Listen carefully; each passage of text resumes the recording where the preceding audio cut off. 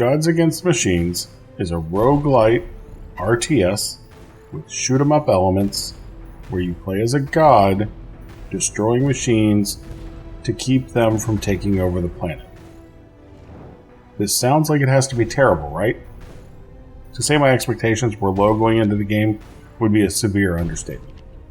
In fact, when I was looking for a game to restart my indie game review series, I downloaded the demo ahead of release, deleted it without ever playing it because I thought, why would you waste your time with this?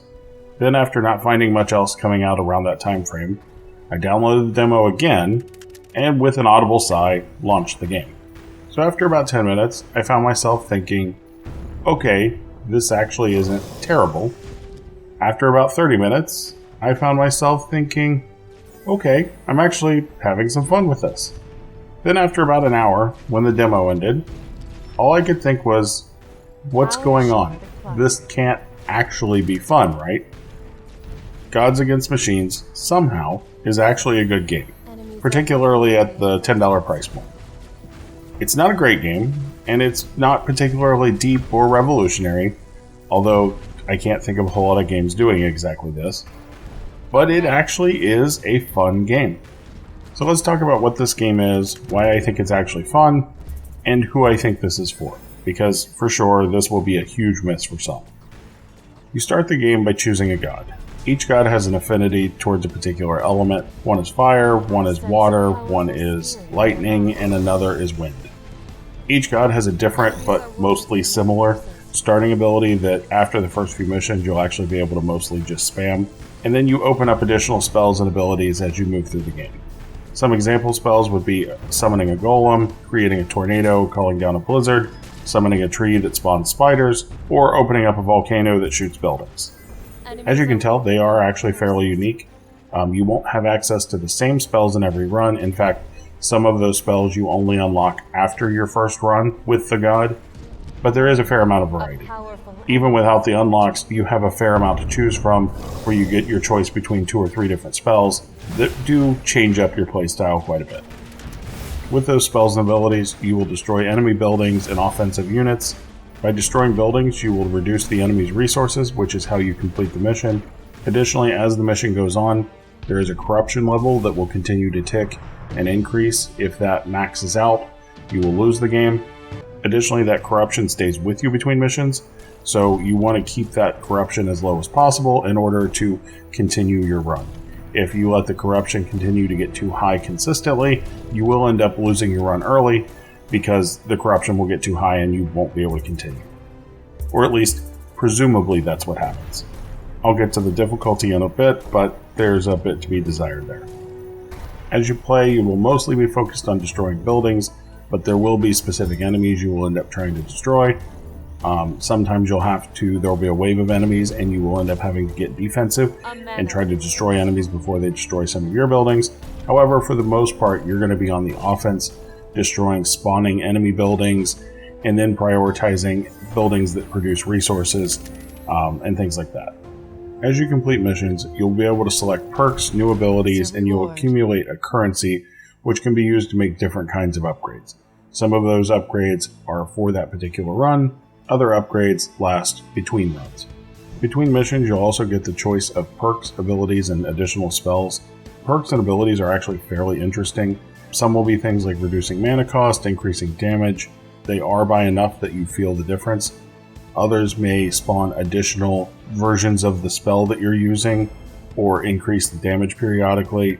You'll be able to do things like increase the HP of spawned minions, reduce the time between spawns, increase damage, or you may even be able to do things like add a flame nova. You may be able to increase the radius of a spell, so on and so forth. The upgrades are meaningful, and I definitely focused on some over others that fit my playstyle.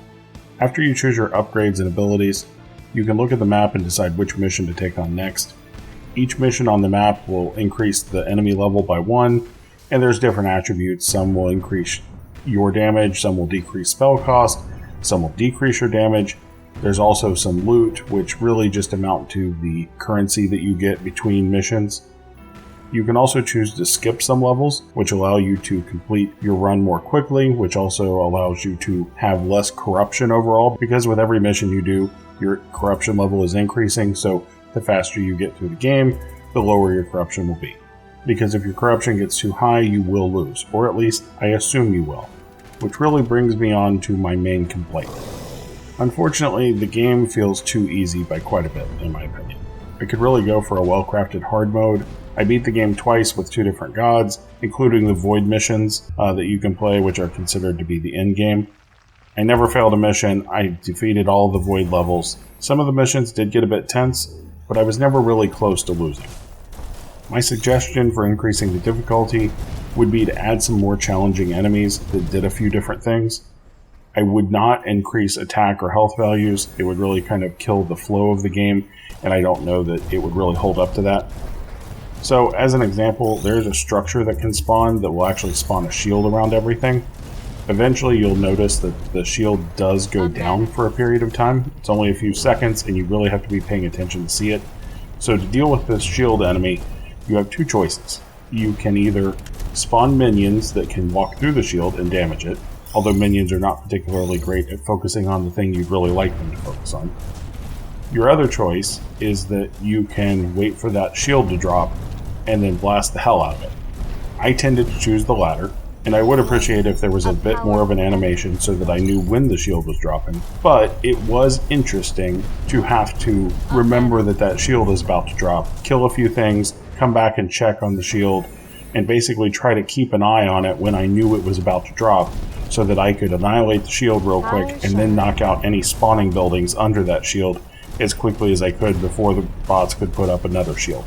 That was actually one of the more interesting things that any of the enemies did, and if they were to increase the difficulty by adding more things like that, I think it could actually be a really interesting challenge. But as I said, what I definitely wouldn't want them to do is just increase enemy health and damage. I think that would be really terrible for the experience. The visuals here are fine. They're nothing to write home about or really to call out. They're just fine. Also, the music had some good tracks, but it was very repetitive. I have a feeling like I've heard some of this music before. I'm not sure if that means that these are purchased tracks or just similar to something else. But if they are purchased tracks, which is totally fine, I would add a few more because it did get very repetitive to the point where once I finished recording, I did go ahead and drop the music entirely and turned the sound to about half. So while the game starts slow, as you unlock abilities, the complexity really does start to increase. You may be spawning structures and then bouncing back to casting spells, destroying enemy structures. Then there may be a wave of enemies that spawn and you have to kind of get defensive for a bit.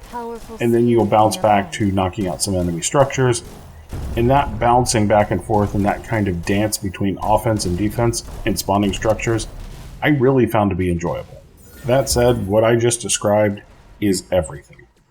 There is no story, there is no challenges to overcome, there's really nothing outside of what I just described. This is not going to be enough for some people. It also isn't going to be interesting enough for some people. I look at the game as a palate cleanser of sorts, and also a bit of a podcast game. And what I mean by that is, once you get in the rhythm, it's interesting enough to hold your attention, and it's satisfying to keep blowing up enemies and buildings, but it's not really a deep experience. The pacing is great overall, and you will quickly evolve your spells, and you will start facing increased numbers of enemies, which is very satisfying. After the first playthrough, after I was mostly done capturing gameplay, I ended up turning off the music, I dropped the sound by half, and I turned a podcast on in the background. I also felt like it was a nice break from some of the games that I've played recently. It was a simple yet engaging experience that didn't require too much thought, but it was fun. But as I said, this isn't going to work for everyone. So my suggestion is, if you're on the fence, either try the demo or buy the game and play it for 2 hours, and if you don't like it, return it. The demo won't give you quite the full picture, but I will say playing for 2 hours, if you buy the game, will give you the full picture. After you've played for 2 hours, you will have a very good feel for everything this game has to offer, and if it is your thing or not. Overall, I've enjoyed my time with the game so far, and I plan to play a bit more of it. Probably while listening to a podcast or watching a YouTube video, but I definitely plan to play more. So, if you enjoyed the video, maybe like or subscribe. If you normally watch the Operation Backlog series and are wondering what the hell this is, don't worry, the series will continue, but I originally started the channel reviewing indie games, and it's something I kind of wanted to bring back. I feel like the indie scene is really where the heart of the industry is these days, and where a lot of the innovation comes from, and while this game isn't exactly innovative, I still really enjoy what a smaller team is able to achieve, and I enjoy highlighting those games. So anyway, thanks for watching, and I will see you next time.